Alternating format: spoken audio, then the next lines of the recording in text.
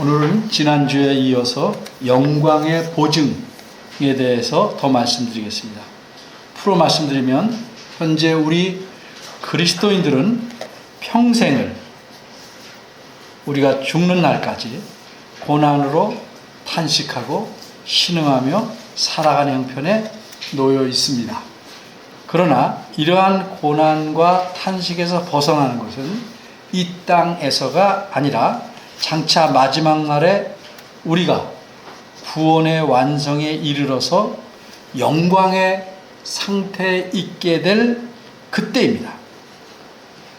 그러면 그처럼 장래에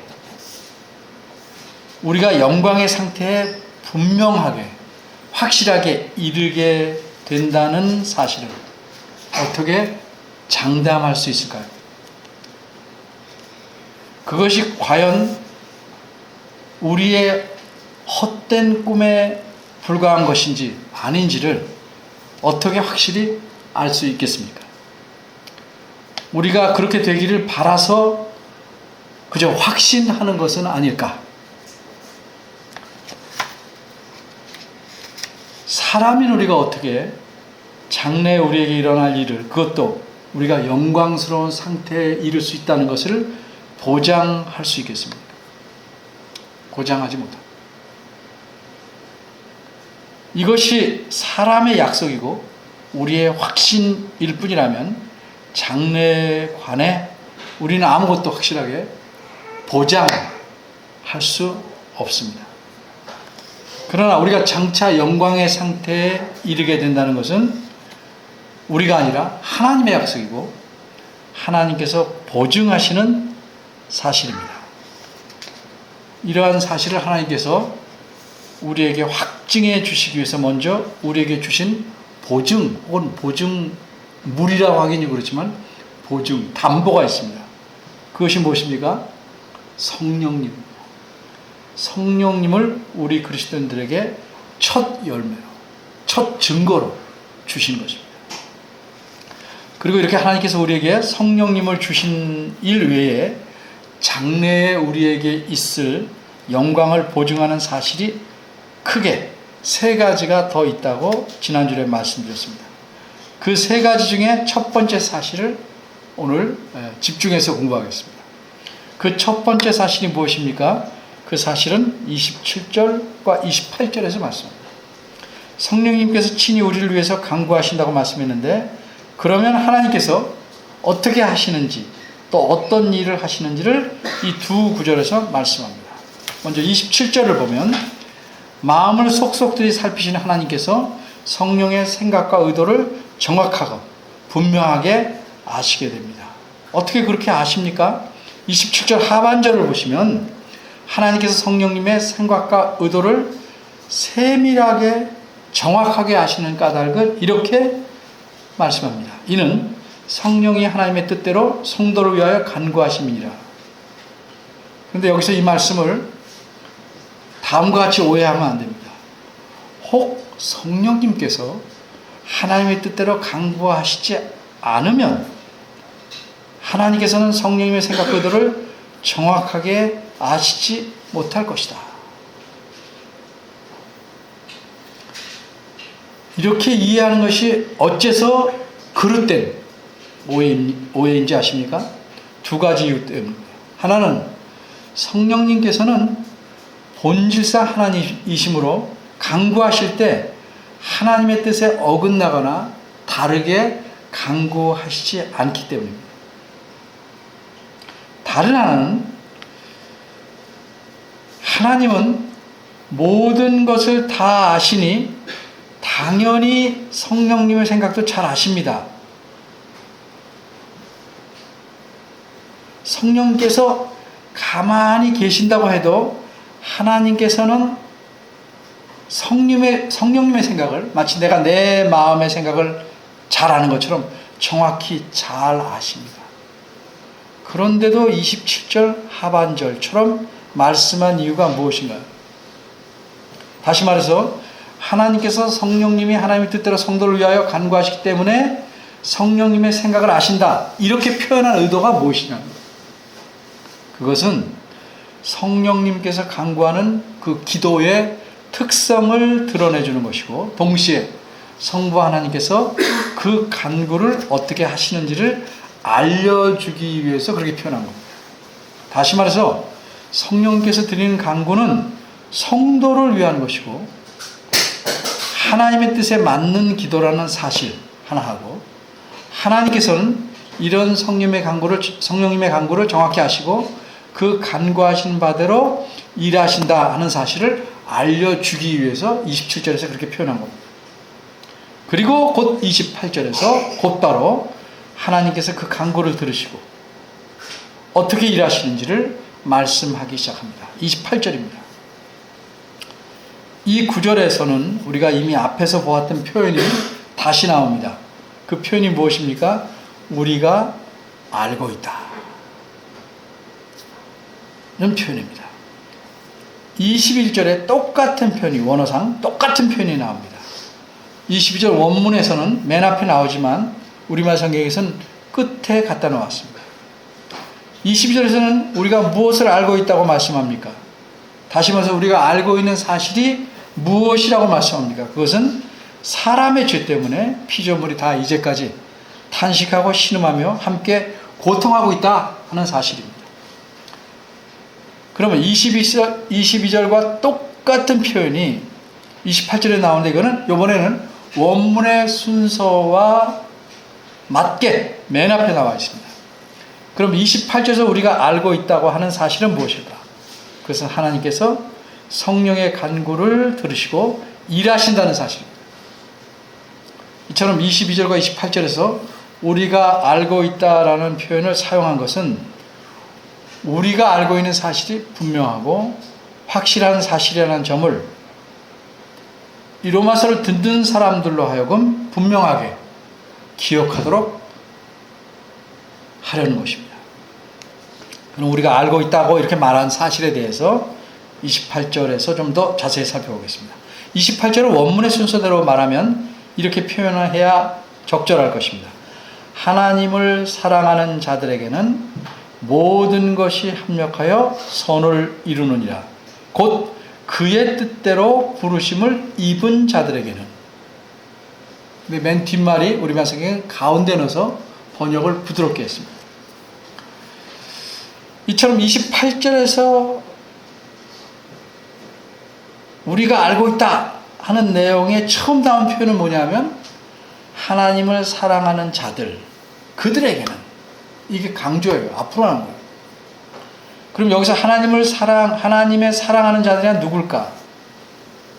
하나님의 사랑하는 자들이라는 것은 누구처럼 보입니까? 우리 그리스도인들처럼 보입니다. 어째서 그렇게 보입니까? 본문인 18절에서 30절을 쭉 보면 우리 그리스도인들에 대해 사도 바울은 여러 가지로 묘사합니다. 여러 가지로 묘사를 훑어보니까 이것도 역시 하나님을 사랑하는 자들이란 우리 그리스도인이겠다, 이렇게 보입니다. 그럼 본문에 18절 30절에 나와 있는 우리 그리스도에 대한 묘사를 한번 살펴보겠습니다. 어떤 것이 있는지. 우선 19절에는 뭐라고 그래요? 하나님의 아들들. 그리고 21절에는 하나님의 자녀들. 23절에는 성령의 처음 열매를 받은 우리. 그죠?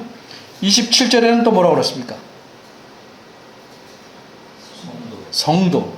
28절에서는 하나님을 사랑하는 자. 또 그 뜻이 아니고 그의 의미가 그의 뜻대로 부르심을 입은 자들. 29절에서는 하나님이 미리 아신 자들. 30절에서는 하나님이 미리 정하신 그들. 또 하나님이 의롭다 하신 그들 등등입니다. 성도를 다양하게 묘사하고 있습니다. 28절에 나온 하나님을 사랑하는 자에 대해 좀 생각해 보겠습니다. 이 표현은 정확히 말하자면 하나님을 사랑하고 있는 자들입니다. 문법적으로 현재 진행입니다. 현재 계속해서 하나님을 사랑하고 있는 자들이라는 뜻입니다. 그러면 누가 하나님을 사랑하고 있는 자들입니까? 그렇습니다. 우리 그리스도인들입니다. 그리스도인이 아닌 자들은, 다시 말해서 하나님의 자녀가 아닌 자들은 하나님을 사랑하지 못합니다. 하나님을 사랑할 수 없습니다.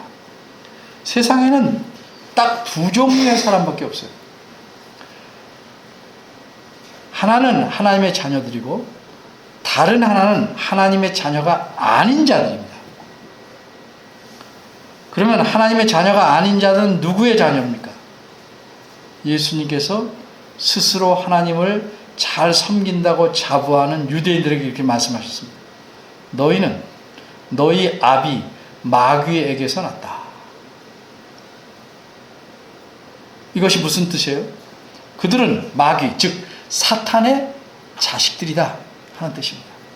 또한 요한일서 3장 10절에서 이렇게 말씀합니다. 이러므로 하나님의 자녀들과 마귀의 자녀들이 나타난다. 무슨 말씀이에요? 이 세상에는 하나님의 자녀들과 마귀의 자녀들이 있다는 뜻입니다. 사이에 낀 사람 없어요. 하나님의 자녀 아니면 다 마귀의 자녀입니다. 그런데 어떤 이들은, 세상 사람 중에서 어떤 이들은 하나님의 자녀가 되었고 그 나머지는 그대로 마귀의 자녀들로 살아갑니다. 그러면 세상 사람 중에 어떤 이들은 어떻게 하나님의 자녀가 되었습니까? 그들 스스로 하나님의 자녀가 되기로 마음을 먹고 자기 삶의 방향을 바꿔서 하나님을 섬기고 자녀가 되기로 결정하고 선택했습니까? 결단코 그렇지 않습니다. 그러면 어떻게 된 일입니까? 이 질문에 대한 명쾌한 대답을 우리는 에베소서 2장에서 찾을 수 있습니다. 에베소서 2장 3절과 5절 말씀입니다. 전에는 우리도 사도 바울과 에베소 교인들, 모든 그리스도인들도 다 그 가운데서 우리 육체의 욕심을 따라 지내며 육체와 마음에 원하는 것을 하여 다른 이들과 같이 본질상 진노의 자녀이었더니 긍휼에 풍성하신 하나님이 우리를 사랑하신 그 큰 사랑을 인하여 허물로 죽은 우리를 그리스도와 함께 살리셨고 너희가 은혜로 구원을 얻은 것이라. 이 말씀에서 분명하게 드러나는 세 가지 사실은 무엇입니까? 첫째는 우리 그리스도인들이 되기 전에는 원래 누구에게? 마귀에게 속한 자들, 즉 마귀의 자녀였다는 사실입니다. 둘째 사실은 뭡니까? 그것은 그러기 때문에 우리 그리스도인들도 그 상태로 그대로 있으면 하나님의 진노를 받을 수밖에 없던 사람들이었다는 사실입니다. 셋째는 그러나 하나님께서 큰 사랑을 베푸셔서 우리들을 살리셨는데 이것이 하나님의 은혜로 인한 구원이다 하는 사실입니다. 이처럼 우리 그리스도인이 우리가 하나님의 자녀가 될 수 있던 것은 오로지 하나님의 은혜이고 그러기에 에베소서 2장 8절에 말씀하신 바대로 이것은 우리에게서 난 것이 아니고 하나님의 선물입니다. 그래서 그 뒷구절을 보면 자랑하지 말라. 이렇게 우리가 하나님의 은혜로 하나님의 자녀가 되었기 때문에 자녀가 그 부모를 사랑하듯이 우리는 하나님을 사랑할 수 있게 되었습니다. 그러나 이렇게 하나님을 사랑하는 것도 우리가 자녀가 되었기 때문에 먼저 자발적으로 하나님을 사랑하게 된 건 아닙니다. 자녀는 먼저 부모를 사랑할 수 없어요. 그럼 어떻게 우리가 물론 부족하지만 하나님을 계속해서 사랑하고 있을 수 있습니까? 이에 대한 대답은 사도 요한에게서 들을 수 있습니다. 우리가 사랑함은 그가 먼저 우리를 사랑하셨음이라. 이 말씀의 뜻은 이렇습니다. 우리가 하나님을 사랑하든지 또 하나님을 사랑하기에 거기에 걸맞게 다른 그리스도인을 형제 자매로서 사랑할 수 있는 것은 우리에게서 시작되거나 발원한 것이 아니고 하나님께서 우리를 먼저 사랑하셨기 때문에 그리고 우리 안에 그렇게 사랑할 수 있는 마음을 심어 놓으셨기 때문에 가능하다는 뜻입니다. 따라서 오늘 본문 28절에서 하나님을 사랑하는 자들이라는 표현을 바꿔 말하면 하나님에게 먼저 사랑을 받아서 하나님을 사랑할 수 있게 되었고 계속 물론 부족하지만 하나님을 사랑하고 있는 자들이다 하는 의미입니다.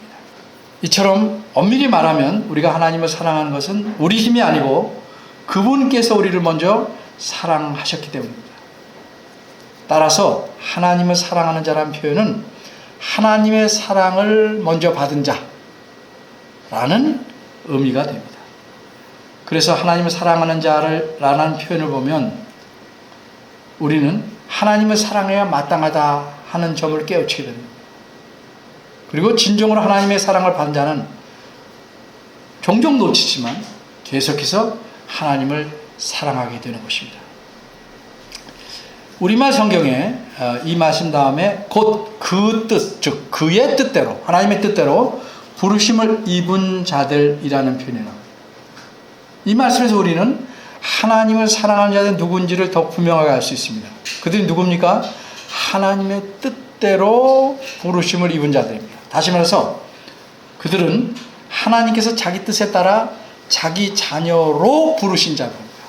이런 자들만이 하나님을 사랑하시는 겁니다. 그러게 이들은 먼저 은혜로 하나님의 큰 사랑을 입었고 하나님의 자녀가 되었고 그래서 지금 계속해서 하나님을 사랑하게 된 자들입니다. 우리들입니다. 그리스도인들입니다. 그런데 여기서 우리를 가리켜 하나님 뜻대로 부르심을 입은 자들이라는 말씀에서 하나님 뜻이 뭐냐? 이것은 하나님의 목적, 계획을 가리킵니다. 이 목적, 계획이 뭔지는 29절 설명할 때 더 자세히 말씀드리겠습니다.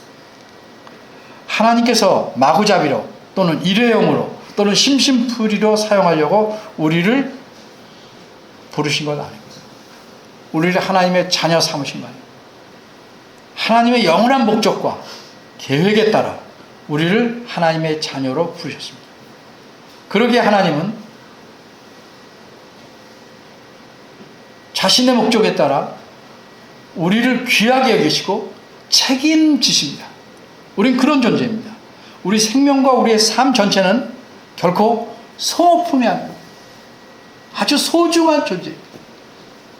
이 사실을 모르기 때문에 우리가 우리 자신을 너무 하찮게 여기거나 아니면 반대로 하나님의 은혜를 모르기 때문에 자기가 아주 굉장한 줄 알고 자랑하고 의시되고 사는 겁니다. 그럼 이렇게 하나님의 소중한 자녀가 되어 하나님을 사랑할 수 있게 된 자들에게 이런 자들을 위해서 하나님은 어떤 일을 하시는지 28절이 매우 분명하게 말씀합니다. 이 사실을 갖고 명심해야 돼요. 평생 가슴에 담고 이 말씀을 기억하고 살아야 합니다. 무엇이라고 말씀합니까? 모든 것이 합력하여 선을 이루느니라. 하나님을 사랑하는 자들에게는 모든 것이 합력하여 선을 이루느니라 이렇게 말씀합니다. 이 말씀이 무슨 뜻인지 좀 더 자세히 보겠습니다. 28절은 시작을 우리가 안다로 시작하죠.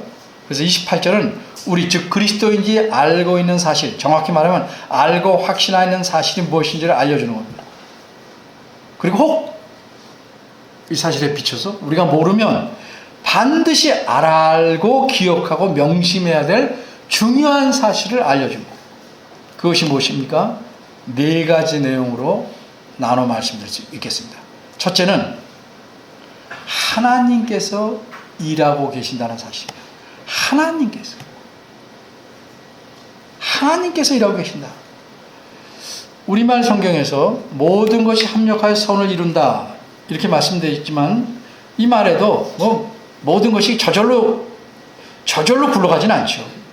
이 말에서도 하나님께서 일하신다는 사실이 어느 정도 담겨 있습니다만 원문을 좀 더 좋게 바람직하게 해석한다면 하나님께서 일하신다는 사실이 좀 더 뚜렷하게 나타납니다. 여러분이 가진 성경 혹시 모르겠는데 난 외에 보면 어떤 사본에는 하나님이 모든 것을 합하여 선을 이루시니라 라고 되어 있다고 하는데 이것이 원문의 의미에 더 가깝다고 저는 생각합니다. 의미는 크게 차이는 없어요. 그러나 어쨌든 원문을 순서대로 생각하면 모든 것을 합하여 그분께서, 즉 하나님께서 선을 이루어 가시려고, 선을 위해서 일하고 계신다 하는 뜻입니다. 둘째로 하나님께서 일하고 계시는데 막 일하시는 게 아니고 선을 이루기 위해서 일하신다는 거죠. 구분해 자꾸 기억하셔야 돼요. 하나님은 놀거나 쉬고 계시지 않고 일하고 계시는데 모든 것을 섭리로서 다스리시고 자기의 목적에 따라 이끌어 가십니다. 그럼 여기서 선이란 뭐냐? 나에게 항상 있을 유익이 아니고 그건 하나님이 의도하신 선입니다. 그럼 하나님께서 무엇을 의도하셨습니까? 우리들의 진정한 유익입니다. 내가 가끔 바라는 것, 그거 아니고 우리들의 진정한 유익.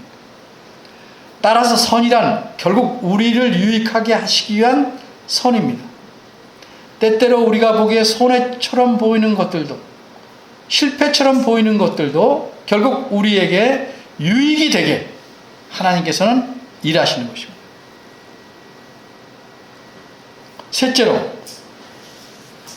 하나님은 일하시는데 우리의 유익을 위해서, 선을 위해서 일하시는데 모든 것을 활용해서 일하신다는 거죠. 우리에게 불필요하게 보이는 것까지, 힘들고 슬프고 고통스럽고 때로는 억울하고 치욕스러운 것까지도 모두 활용하셔서 결국 하나님은 우리의 유익이 되도록 일하신다는 사실입니다. 우리가 잘 알다시피 요셉은 자기 형들에 의해 노예로 팔렸죠. 이럴 수가 있어요? 그렇게 팔렸어요. 그러나 결국은 어떻게 됐습니까? 요셉이 자기가 말한 바대로 창세기 50장 20절에서 뭐라고 형제들에게 말합니까? 하나님께서는 악을, 당신들이 행한 악을 선으로 바꾸셨습니다. 이렇게 말합니다. 그래서 그의 가족은 물론 수많은 생명을 구하는 일에 하나님께서 요셉을 사용하셨던 것입니다. 넷째로, 하나님은 우리 28절 맨 앞에 나오는데 하나님을 사랑하는 자들, 자기 자녀들을 위해서 일하신다는 사실입니다. 하나님은 모든 것이 합력하여 선을 이루도록 일하시지만 모든 사람을 위해서 그렇게 일하시는 게 아닙니다. 모든 다른 사람을 위해서는 공평하고 정의롭게 일하십니다. 긍휼도 베푸십니다. 그러나 오직 하나님을 사랑하는 자기 자녀들만 위하여, 즉 우리들만 위해서 그렇게 일하십니다. 우리 아닌 다른 사람들에게는 어떻게 일하십니까? 철저하게 공의롭게 심은 대로 거두시는 원칙이 적용됩니다. 그래서 그들에게는 좀 강하게 말하면 국물도 없습니다. 그들에게는 고통은 고통으로, 슬픔은 슬픔으로 그 결과를 만들어내실 분입니다. 그러나 우리에게는 다릅니다. 모든 것이 우리의 유익을 위해서 재활용하십니다. 하나님께서는 우리를 위해 이렇게 일하십니다. 이 사실을 기억해야 됩니다. 이렇게 하나님께서는 우리를 위해서 일하십니다.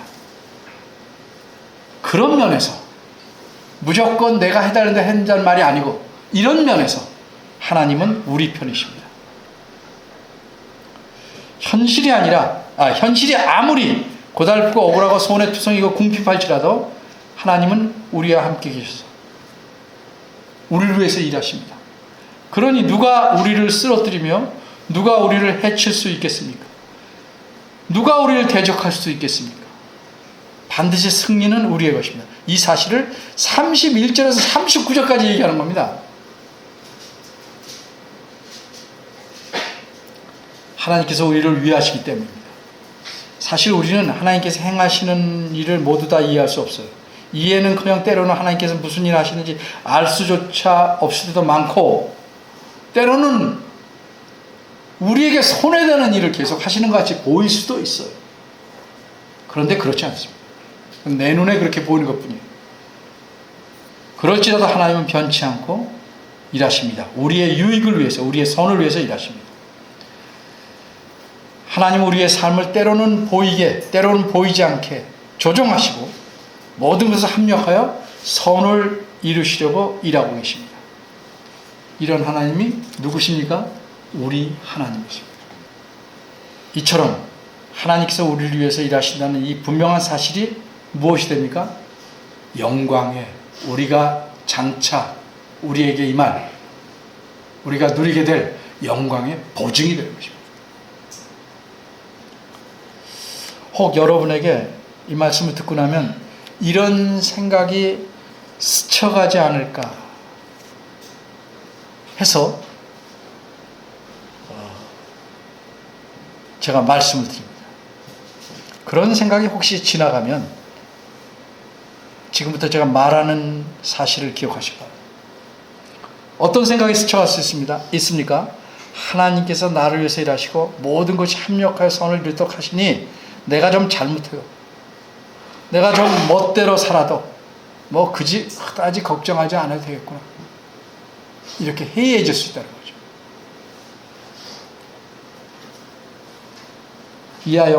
이것과 연관해서 제가 두 가지로 말씀드리고 싶습니다. 첫째는 분명한 사실입니다. 여러분이 잘못해도, 여러분이 제멋대로 살아도, 여러분이 하나님의 자녀가 맞다면 반드시 모든 일의 마지막은 선으로 귀결됩니다. 틀림없는 사실입니다. 근데 둘째 사실, 이걸 특별히 기억하셔야 됩니다.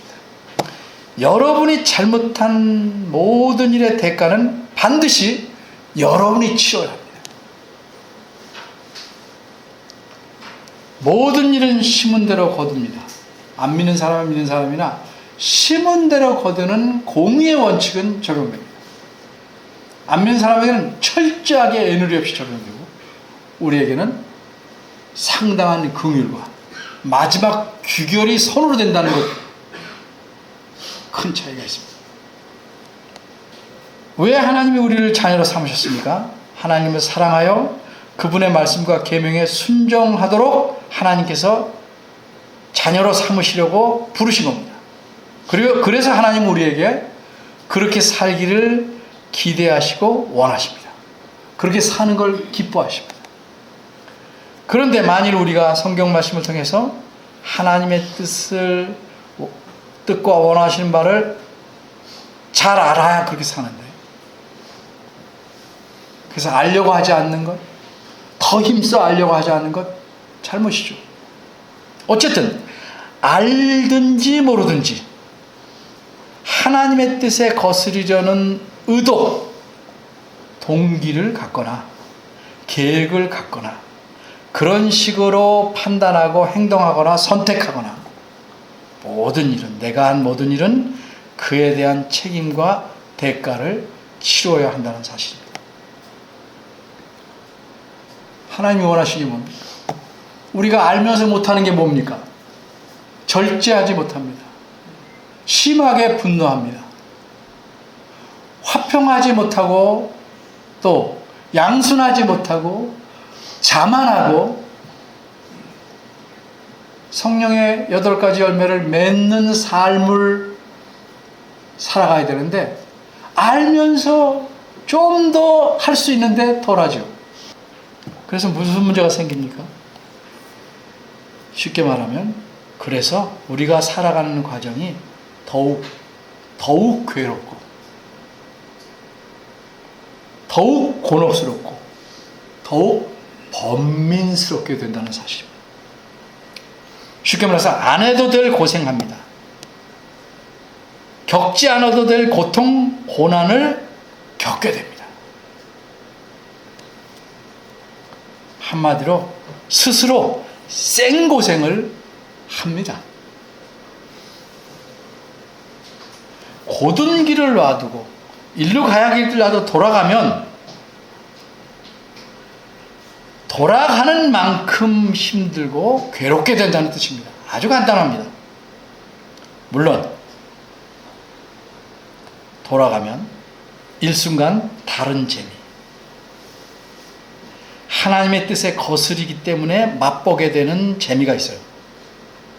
사탄이 미끼로 놓아둔 재미와 유익을 얻을 수도 있지만 그것이 결국 그 사람 인생에 덫이 되고 올가미가 되어 그 삶은 피폐하게 되는 것이고 생고생을 더하게 되는 것입니다. 그러니 쓸데없는 생각 들을 때 내가 고생하려고 이렇게 하는구나 생각하셔야 합니다. 아주 쉬운 예로 성경을 읽고 성숙하도록 힘써야 되는데 안 해요. 그걸 하나님이 그때마다 꼬집진 않으시죠. 쌓이면 내 삶이 어떻게 돼요? 그래도 좋다. 계속하면 하나님이 어느 때까지 오래 참으시고 깨닫게 하기로 굉장히 신사적이시니까 놔두십니다. 결국 뭐가 됩니까? 그럼 겪어보지 않으면 모르게 하려 충분히 되는데 그렇게 하기 싫은 거죠. 이제 설교 마무리로 제가 무엇으로 권면할까 하다가 오래전 설교에서 권면했던 내용이 어울릴 것 같아서 다시 좀 편집해서 말씀드립니다. 여러분 삶에서 정말 힘들고 어려워서 죽고 싶을 때가 있죠. 그때 하나님께서 나를 위하시고 내 편이시라는 사실을 기억하시기 바랍니다. 너무 힘들어서 하나님께서 나를 위하시다는 사실을 기억조차 제대로 할 수 없다면 잠시 눈을 들어 공중의 새들을 보거나 들판의 풀과 꽃들을 보시기 바랍니다. 어떤 시편의 시인은 이렇게 노래했습니다. 내가 하나님을 의지하였은즉 두려워 아니하리니 사람이 내게 어찌하리이까. 내가 사망의 음침한 골짜기로 다닐지라도 해를 두려워하지 않을 것은 주께서 나와 함께 하심이라. 주의 지팡이와 막대기가 나를 안위하시나이다. 얼마나 힘든 삶을 살았기에 사망의 음침한 골짜기로 다닌다 라는 표현을 쓰겠습니다. 그런 일을 겪었습니다. 이 시인은 부디 낙심하시지 말고 힘들 때마다 하나님을 바라보십시오. 하나님 말씀을 기억하십시오. 장래의 영광을 소망하고 현재의 고난을 참고 이겨내시기를 바랍니다. 기도하겠습니다. 참 좋으신 하나님, 우리를 위해서 일하시고 모든 것이 합력하여 선을 이루어 가신 하나님을 찬양하고 믿습니다. 어려울 때마다 이 말씀을 기억해서 우리의 삶이 좀 더 하나님이 원하시고 기뻐하시는 삶으로 나아가게 하시고 우리 마음속에 여전히 죄성이 남아서 이런저런 걸로 하나님 앞에 반항하고 하나님을 껄끄럽게 생각하며 하나님께로부터 돌이키려 하거나 하나님 앞으로 가기를 멈추려고 하는 또 하나님 말씀에 조금은 의도적으로 거역하려는 마음을 주님 긍휼히 여기시고 깨우쳐 주셔서 하나님과 친밀한 삶을 누리는 이 생애를 좀 더 농밀하게 살아갈 수 있도록 이끌어 주시기를 바랍니다. 예수님 이름으로 기도합니다. 아멘.